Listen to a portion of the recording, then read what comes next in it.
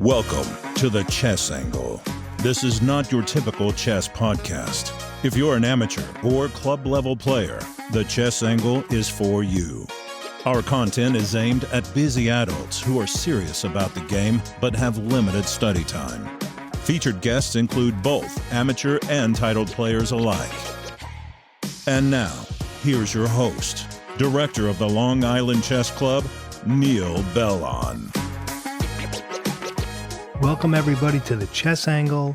Shout out to our sponsor Chessable. Their courses are great. There is a link in the show notes as always. Be sure to follow us on Twitter.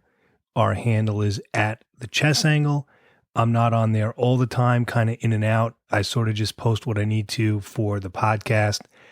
You're not going to see me post anything about the Hans Niemann or Magnus situation anytime soon. Plenty of stuff on that already. I actually don't have social media on my phone, which is a huge productivity boost. If you listen to all the productivity gurus, that's actually one of the first things they recommend, to remove social media apps from your phone because it can easily become a toxic time waster. Ever since I did that, though, it's really freeing, like best thing I ever did. So I don't have any social media on my phone, so I'm not on there as much as some people.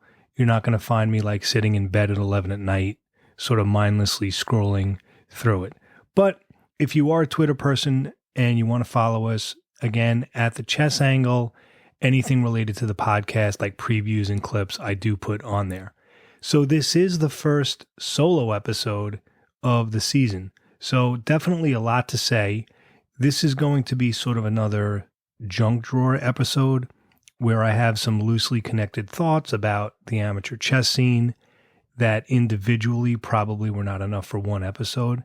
Although I am thinking of kind of kicking it old school and doing shorter vignettes like in season 1. Those were like rapid 15 to 20 minute episodes, and they did and still do very well. So I may throw some of those in there just to mix it up. And many podcasts now, in general, I'm not speaking chess podcasts, just pods in general, are skewing shorter, a lot of them. And, people tend to like that. So I'll probably mix in some of those just to kind of change it up a little bit. So I'll start with the club. The club's going well, the Long Island Chess Club. We have, good numbers, good people. So over the board chess is alive and well on Long Island. So that's good because there's nothing like playing live. And just about my own progress and sort of my own situation as a player, I made a vow with myself. I want to share this with you. Curious what you think. I've decided for over the board chess, I'm no longer playing if I'm mentally and physically shot. Like if I'm exhausted, especially the former. That may seem obvious, but the thing is I get stubborn because I run the club. I'm there anyway. So why not play? You're always tired. That's true. But I mean, when I'm like really, really tired, it's just not worth it. I feel like I'm disrespecting the game. I'm not playing well. And then when you lose, you beat yourself up. So I've decided if I feel that way, I'm just going to direct and just run the club, and I'll do like schoolwork instead or something, because it's just not worth it. Because I'm looking at some of my losses, and usually it stems from that. The games where I'm really feeling it and I'm really into it, I'm either not losing, or if I lose, it was kind of close. And I feel like I'm playing much lower than my rating when I feel that way. Now, that's true for everybody, but for me, I feel like it's at least 300 points lower. Like it's really bad. Like when I'm not feeling it, it really, really shows on the board. So I'm deciding to play less often, but when I'm really in the mood and really feeling it, rather than play more often, even if I know I'm not going to get a good game. Like it's not worth it to be stubborn and just push myself. Something I'm going to try. Maybe I'll change my mind. Part of me is like, suck it up, just kind of do it. But I don't know. I sometimes wonder about it, but it's something I'm kind of kicking around in my head as kind of a thought experiment. So just wanted to throw that out there. And another thing I wanted to discuss is about stronger players and why they're stronger, particularly at the club level, at the amateur level, because this is something that I notice. This is also something I get, asked a lot about by beginning tournament players. And stronger players are better for two reasons, really. The first one, which is probably a little obvious, is they analyze better than lower rated players. It's not so much that they have more knowledge of chess theory or that their opening knowledge is better, but they can look at the position in front of them and they understand it. They understand the threats. They understand the lines. Like if I move this, my opponent can do this. They understand the ideas deeper and better than lower rated players where it's too surface, where they'll look at a couple of moves, but then they don't realize on the third move it's a blunder. So they analyze better. They understand what's happening on both sides of it. The second thing about, the second reason stronger players are, stronger is their composure is unbelievably good. They keep their cool and their emotions in check and they don't get rattled. Like a lot of us, as soon as we face resistance or if we're in a bad position, we sort of fall apart. They find a way, like when they're in time pressure, they play as if they're not in time pressure. If they have a worse position, they act like it's even or even that they're better. It's just amazing how they can just keep their cool and keep their composure. And I've noticed at the club, I'm basing this on my observations at the club, the stronger players, and just to kind of put a number on it, say the players rated about 1900, 2000, 2100, that range, they're all very composed. Like regardless of what's going on, they take their time, they're not impulsive, and whether they're better or worse or even, they're very even keeled. And I've noticed that that's not always the case with lower rated players, where many people tend to get frustrated easily or they make one mistake and then they end up falling apart. So it's something I've been thinking about, just wanted to share that. So stronger players analyze better and their composure and the way that they handle themselves and, keep everything in check and the way that they're objective is really unbelievable. So something I've been noticing. So now let's talk about the main subject of this episode, or one of the main subjects of this episode, which are waiting moves and passive moves. That's coming up in just a moment.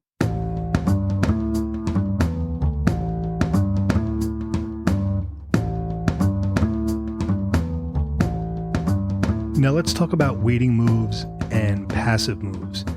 I argue that they can be effective and a smart choice at the amateur level in certain positions. It's something to keep in your toolkit. It's not a general style of play. I'm speaking about positions that are unclear, drawish, or delicate in some way, and it's clear both players are uncertain and can't find a plan. So let's get some definitions first. A waiting move, and I'm sure many of you may have heard that term. A waiting move is basically a non-committal move that doesn't really threaten anything and doesn't really change the nature of the position, right? It's almost like I don't want to say a fake move, but it's almost like a nothing move. And you're basically saying to your opponent, what have you got? What are you going to do? It's almost like you're passing on your turn and then you're turning it over to your opponent, hoping he or she will blunder. Now, a passive move is kind of like a waiting move, but usually when you call a move passive, that means that there clearly was a more aggressive choice available, but you're choosing to avoid it because you don't know the follow-up and you don't want to blunder. For example, okay, I think knight takes f6 check. Something's telling me that's the correct move, and it probably is, but I don't know what the follow-up is, and then I think I might mess it up. So then you decide to play a quieter move instead. It's almost like, I'm just laughing, there's that term, quiet quitting. It's just amazing. They have a term for everything now, and they make it sound like it's something new, but it's been around for years. So you probably heard this. So there's this like thing now called quiet quitting, which basically means, you do the bare minimum at work, or you do just what you're required just enough to do what you're required and not draw attention to your superiors, right? So it's called quiet quitting. I mean, if I understand it correctly, it's supposed to be like a sort of a movement towards work-life balance. But, again, it's been around for years. I mean, they called it, phoning it in for years. They called it being a slouch at work. I mean, it's nothing new. It's just a new term. I guess the alliteration sounds good. So, when I saw that online, it made me think of this, because when you do a waiting move or a passive move, it's almost like you're quiet quitting on the chessboard, right? You're doing the bare minimum. But these types of moves can be very effective.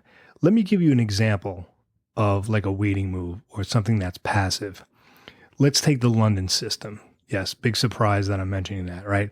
So one of the main themes in the London is that black plays queen b6, attacking the b2 pawn, because white moved his dark squared bishop early. The b2 pawn is vulnerable, and the queen b6 idea by black is generally considered the most aggressive way to play against the London. So what usually happens, black will play an early c5, usually follow it with knight c6, and then go queen b6. And what white usually does after black moves the c pawn, white moves his c pawn, usually to c3, but sometimes to c4.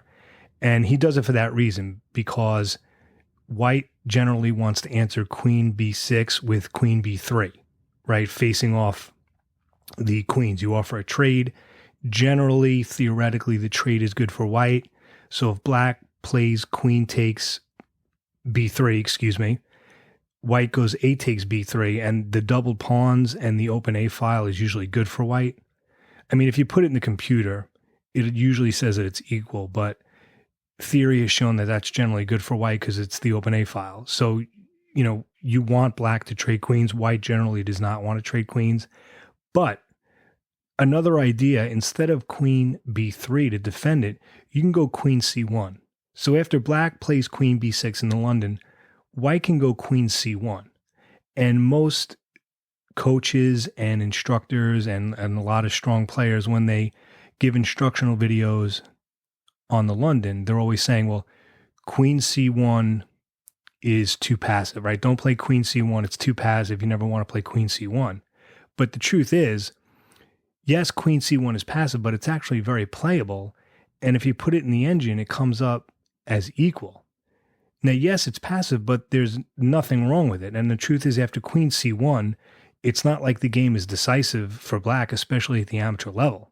In fact, there's nothing wrong with queen c1. It is passive, but it's playable, right? And let's say you're just starting to play the London and you don't know much about it.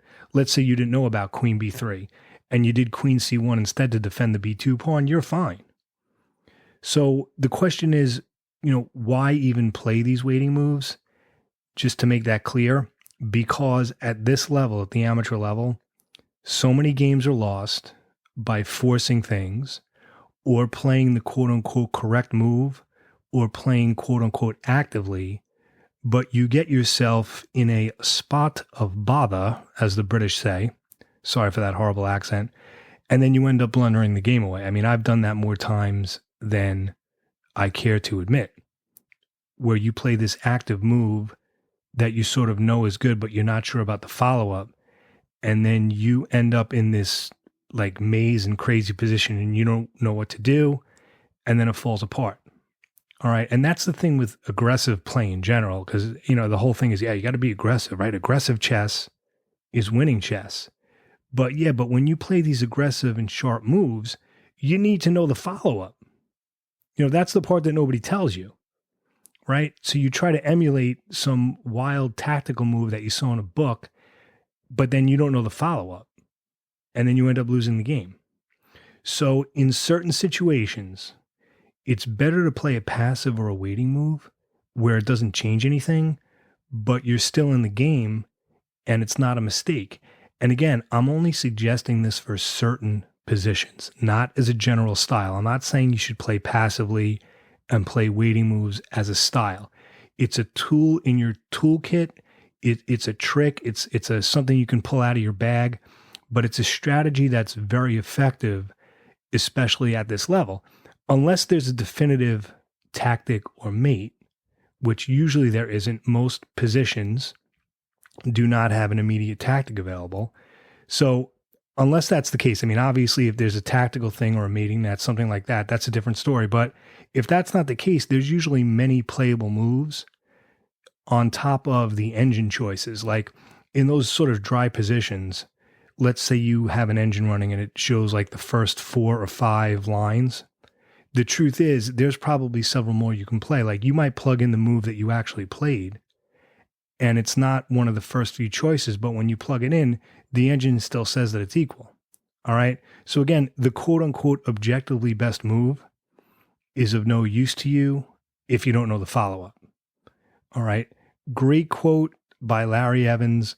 I've mentioned it before. I'm paraphrasing it, but Larry Evans basically said, Larry Evans, the late great grandmaster, said that it's better to not do anything stupid than to look for some brilliant combination. Great quote. That should be like on a sign at every amateur tournament because it's so true.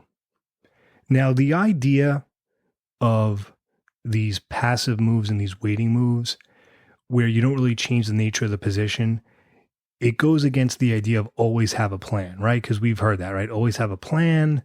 Like a bad move with a plan is better than a good move with no plan, like all those different sayings that are out there. And I agree with that. Of course, you should always play with a plan, but let's face it, very often we don't know what the right plan is. I mean, even grandmasters will call a position unclear. So think how it is for us at the amateur level. Like despite our best efforts, there are going to be times in a chess game where we just don't know what to do. We're not sure. We're looking at different ideas and we just can't come up with a plan. That's part, in a way, that's part of the beauty of the game. But, you can't just say, always have a plan, because sometimes it's just very hard to do that. So the idea of a passive or a waiting move can be very effective in those unclear positions. Like, for example, in those end games where it's dead even, but you want the win, by playing these waiting moves, you can often get the full point if your opponent tries too hard to win. It's almost like a cat and mouse type thing. Like you're waiting for him to crack rather than forcing things. Because in a way, that's what a waiting move does. You're basically being patient and, giving him enough rope to sort of hang himself, so to speak, that type of thing. Let him self-destruct rather than you trying to force things. Because in those dead even end games, one of the best ways to lose is to push and to try too hard to win. I spoke about that in the end game episode a little bit. And the other thing with waiting moves is that they can often be more powerful than an active move. Now, that may sound incorrect, but let me explain what I mean by that. If you threaten a piece, okay, your opponent knows what he has to do. I mean, if you make a move that attacks his queen, he knows he has to move his queen, or unless there's some type of tactical counterattack, but he has to deal with the threat, right? If you check his king, he has to get out of check. And we like those kinds of moves, right? We like those feel-good moves. We like if we attack something, or if it's a check, or, if it threatens something. But the thing is, with those types of active moves, it's clear for the most part that you're attacking something and he has to respond to it. With waiting moves, it's not so clear because it's not a direct threat. It's a quieter move. It's sort of a nothing move. And it can throw off your opponent and mess with his head because he's going to think, well, wait, why did he make that move? I don't get what he's doing. And the truth is, you're just playing this waiting move because you're not sure yourself rather than force things. So the moves that don't threaten something can actually cause more stress for your opponent than a move that threatens something, because with the threat, it's obvious. He knows he has to do something. A very, very famous example of a waiting move, and I'm giving you the short version, was with Kasparov versus Deep Blue, the computer, in 1997. All right, you can Google this if you want to know more about it. It was the infamous rook move by the computer in game 1. So he's playing Deep Blue, the computer, and apparently there was a glitch in the computer. But the way that it was programmed was that if there was ever a glitch, the computer was instructed to make a random move. So it made this random rook move. It was exactly what we're talking about. It was basically a waiting move. It was just this rook move that didn't really change the nature of anything. But the thing was, Kasparov could not figure out for the life of him why this rook move was made. And it drove him crazy. And there are theories out there, it's argued that that move alone psychologically threw him off for the rest of the tournament. So, we know it was a waiting move because, as I said, if there was a glitch, it was instructed to just make sort of a nothing move. But because Kasparov couldn't figure out what the plan was, it totally messed with his head. So if someone at that level can be affected by a move like that, think of what it could mean, at the amateur level. So it's an idea. That's all I'm saying. The idea of waiting moves and passive moves, I guess what I'm saying is to sort of sum this up. They're not always as bad as people say. It's kind of like doubled pawns aren't always bad, right? Because you hear, doubled pawns are, they're vulnerable to attack. Yeah, but doubled pawns also open files for pieces. They control squares, etc., right? Doubled pawns are not always bad. Same thing, waiting moves and passive moves are not always bad. They can actually be very powerful. And again, you're going to use these moves, it's my recommendation, judiciously. This isn't a style of play. Again, this is sort of just something to fall back on in those types of positions where you just kind of make a nothing move and you're basically telling your opponent, like what have you got? And very often they'll blunder because, again, with these waiting moves, you're not threatening anything and they may not be sure what to do. So something to think about, because I know for me, I've made that mistake too many times where you try to force things because you want to be quote unquote active, and then it just turns out to be a mess when a lot of times you could just make this quiet move and your opponent will self-destruct. And again, the point is these types of passive moves and waiting moves are not always bad. And I think it's sometimes wrong to always say, that move is too passive. Well, I'd rather you play this move that's too passive, like maybe you missed something that was more active, and of course you should be aware of that for next time, but I'd rather you play the passive move and not blunder than play the active move and you're not sure what you're doing and then you throw the game away. So it's just an idea, which brings us to the next segment. I'm going to give some thoughts on the landscape of chess podcasting. That's coming up.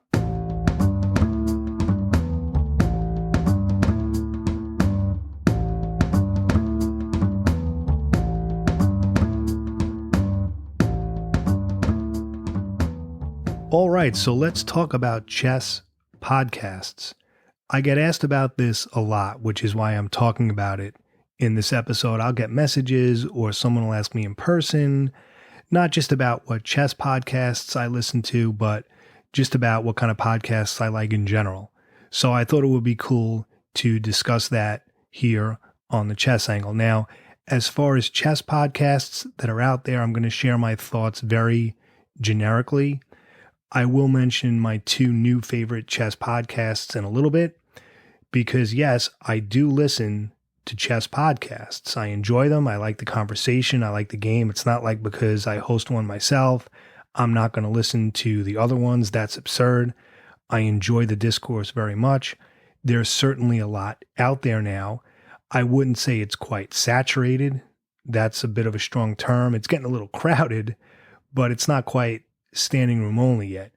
YouTube is saturated. Like compared to YouTube, you can't say that the chess podcasting world is saturated. And everything I'm saying now is probably going to be dated in a matter of weeks anyway, at the rate they're coming out. And what you have, and I'll give a few examples later, you now have major chess stars getting on the podcast train. All right. Content on YouTube is the big thing for them, but now they're all taking a shot at podcasting. So, I'm wondering if we're going to see even more stars do it because that seems to be the trend that's starting to happen. I mean, like I said, in another 6 months, this conversation is going to be, probably severely dated because it keeps changing. And here's the thing. I honor and respect anyone running a chess podcast, but do I religiously listen to all of them? No. All right. I mean, I'm going to be honest. You listen to this podcast because I don't really mince words. Okay. The thing is, I don't have time and it's just not practical. I can't listen to every episode of every chess podcast. I mean, who really can? And what I want and what I expect from a chess pod is going to be much different from the next guy. So this is all very, very subjective stuff. Okay.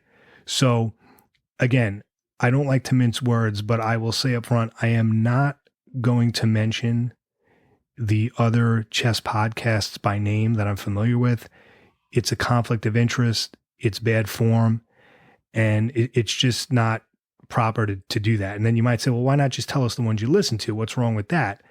But the problem is that's then going to cause a thing, because if I don't mention one, that's going to be interpreted as I don't like it, which is not necessarily true. And I do not, want to cause a thing, because anyone who does something creative, we tend to be hypersensitive, even if we act like we're not. So, if someone says something positive, obviously we appreciate it. But if someone says something negative, it does have an effect. I mean, but you can't let it get to you too much, because that's part of the deal. Anyone who does anything creative, whether it's a podcast, a blog, a YouTube channel, you're going to have people who don't like it. That's just how it is, including mine. I'm sure there's people who've listened to this podcast and were like, thanks, but no thanks. You have to expect it. But when people ask me like, oh, do you listen to this one or that one?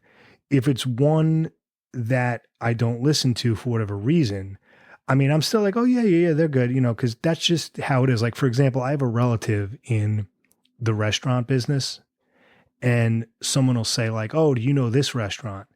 And even if it's one he's not crazy about, he'll still say, oh yeah, they're good. Because, that's what you do. All right. So my sort of, kumbaya group hug, everybody gets a trophy answer is, they're all good. All the chess podcasts are good. But I have to say, all kidding aside, for the most part, that is true. I mean, mostly they are very, very good. The variety is great.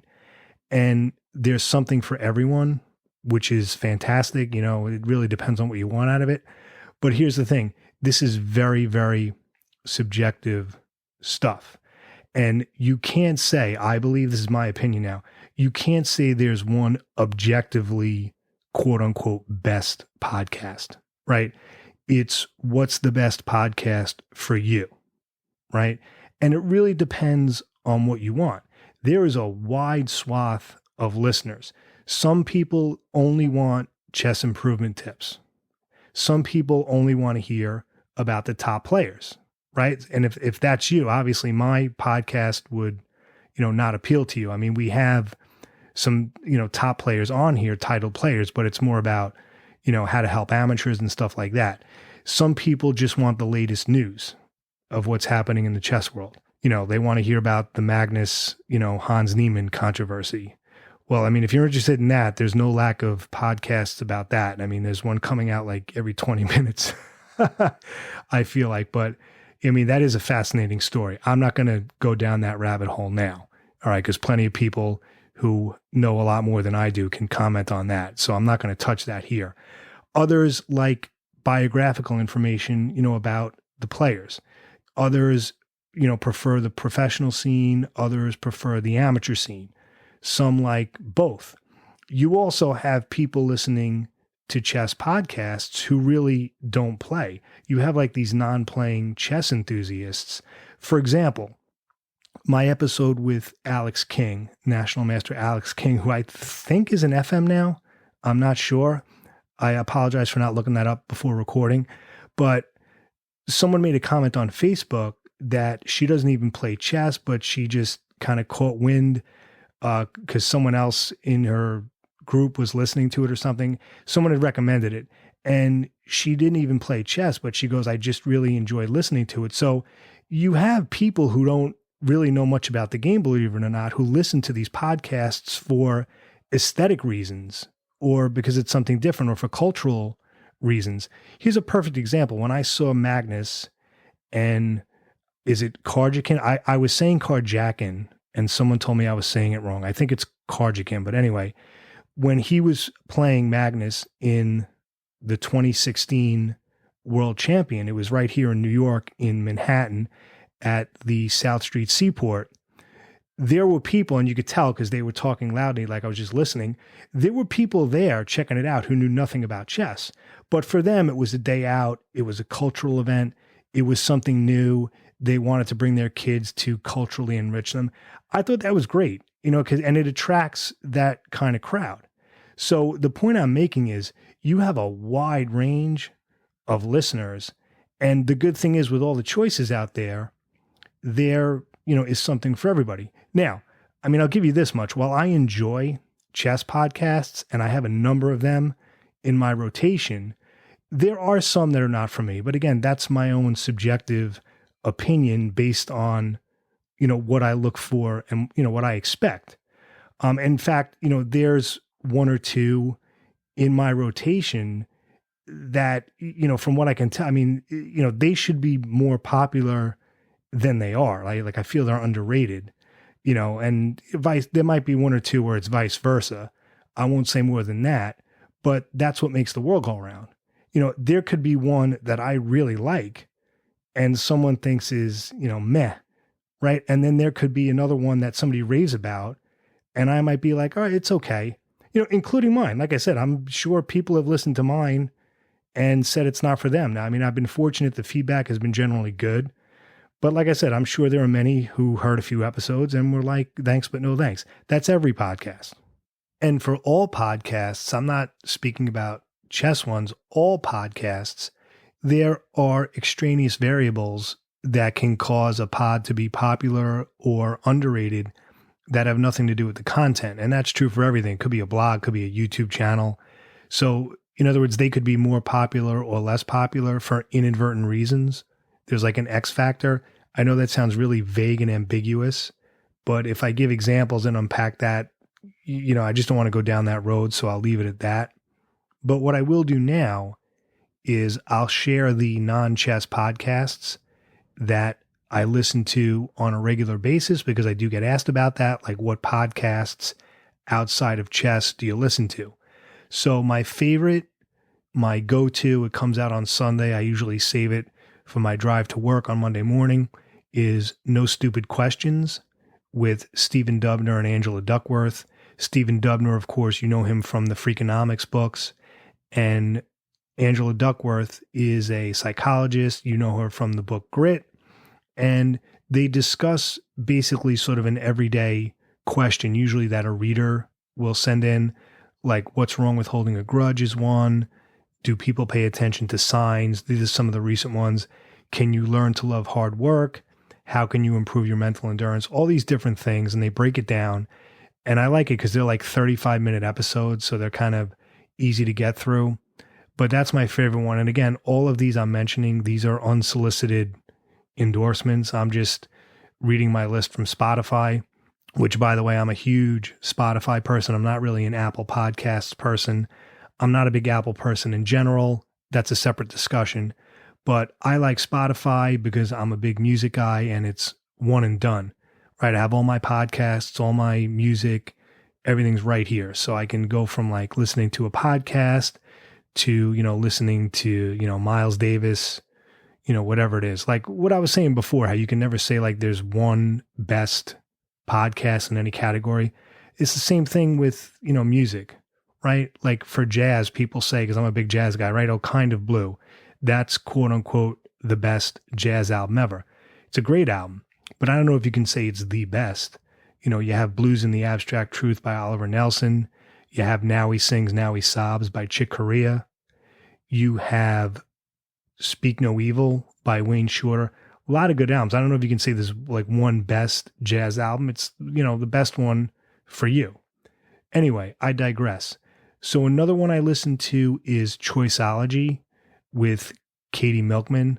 It's all about behavioral science and choices and why we make the decisions that we do. Similar to No Stupid Questions, but a little bit of a different angle. And that's from Charles Schwab, but it's Choiceology with Katie Milkman. Really getting into that one. Another one I like very much is the James Altucher Show. It's a business show. I'm guessing a lot of you have heard that because James Altucher is actually a chess master. He's like a 2200 player, but I really like his podcast in general. It's not a chess podcast. He just happens to be a chess master. But I will say this, for all the episodes about the cheating scandal, like with Hans Niemann and Magnus, one of the best episodes I ever heard. I mean, this like blew me away. I almost had to like pull over to the side of the road. It was fascinating to listen to. He had on Ken Reagan, the anti-cheating detection guy, like Ken Reagan. I am Ken Reagan. He's a computer science professor. He developed an algorithm to detect cheating, and he was on the James Altucher Show, and he was talking about it. He was talking about Hans Niemann, and, you know, according to him, you know, he ran some things, and, you know, according to him, it showed that Niemann, you know, like he didn't find anything. But I'm from the school of thought that, you know, that's just one tool. That doesn't mean he didn't cheat or that he did cheat.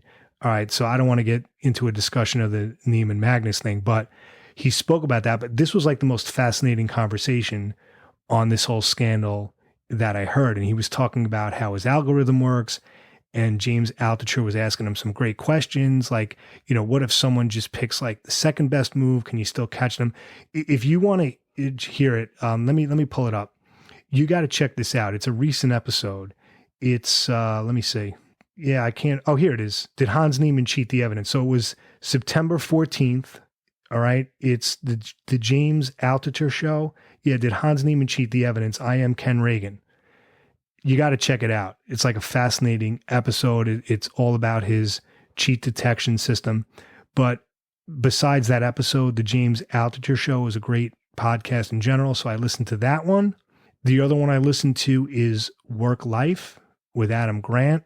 He's an organizational psychologist. It's all about the psychology of the work, you know, the working world and, you know, work life, how to make things better. He studies that in, you know, organizations, how they can be better. Very, very fascinating. Like I said, anything pop psychology, sociology on human behavior. I love that stuff. Another one I listened to is Revisionist History. That's the Malcolm Gladwell one. That one I'm just getting into. And I'll give you one more because I have a ton here. Is Business Casual from Morning Brew. It's all about business topics, and they'll have like business leaders, entrepreneurs, and they tell their story. Very, very interesting. All right. So anything about just the human experience and human behavior, I love that stuff. So those are some of my top non-chess podcasts that I listen to. As far as chess podcasts, as I said, I'm looking at Spotify right now. I'm looking at the chess podcasts that I do listen to. And again, yes, I do listen to other chess podcasts. I do enjoy them, just as I'm sure you do. I'm assuming if you're listening to this, you have at least, you know, 3 or 4 others that you like. And that makes sense because there's certain things that I don't cover that others will. You know, I'm not a title player, not even close. And, you know, others are, but that's sort of the beauty of it. There's something for everybody. But I will say this, I don't think I'm violating any sort of ethical thing if I do this. I will share my 2 new favorite chess podcasts. Okay. The first one is the C Squared podcast, which I'm guessing you listen to as well, right? So you have Grandmasters Fabiano Caruana and Christian Chirilla, but it's really, really well done. I like the chemistry between them. I like what they talk about. I think they relate it to amateurs as well. I mean, I was talking about at the amateur level, how I don't think you have an advantage as white. Like that's a myth, because even with good play from both sides, the advantage from moving first is very slight. And for white to get any kind of advantage, that's only if there's like near perfect play from both sides. And of course, amateur games are filled with mistakes. But what Fabiano was saying was that even at the GM level now, even at the GM level, it's very hard to gain an advantage with white now. All right. And this is, you know, Fabiano saying this. He was saying like in the 90s, if a strong GM had the black pieces, he would be freaking out like, oh, geez, my opponent's going to play E4. I don't know what to do.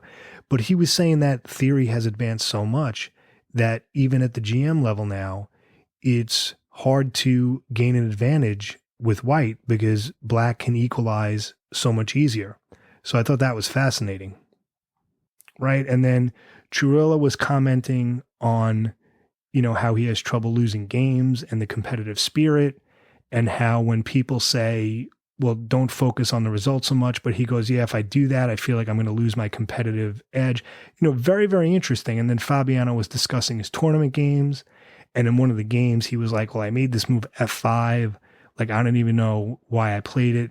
So, like the number 3 in the world, even has thoughts like that. So I just thought it was very, very interesting, very, very well done.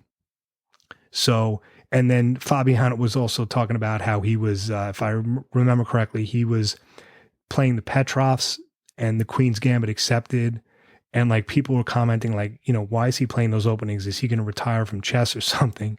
And now, both of those are apparently, very popular. So like it was stuff that we can relate to. So like as an amateur listening to it, I wasn't like, this is over my head.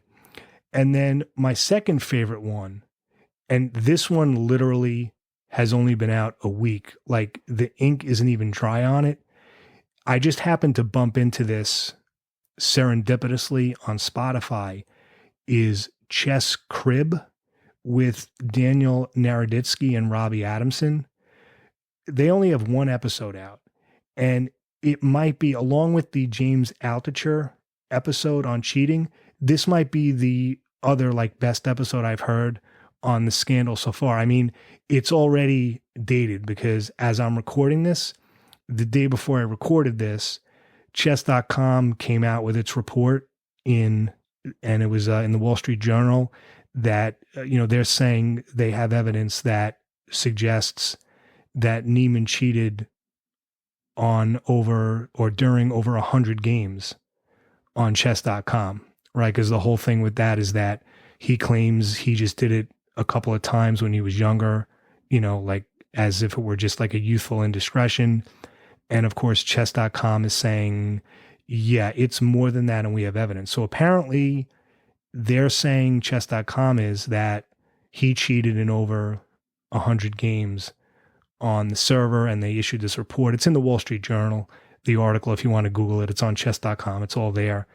But the reason I'm mentioning that is because in the discussion on Chess Crib with Naroditsky and Robbie Adamson, that didn't happen yet. But even though this came out on September 30th, this episode, you should still listen to it because their chemistry, just the way they talk about it, absolutely fascinating.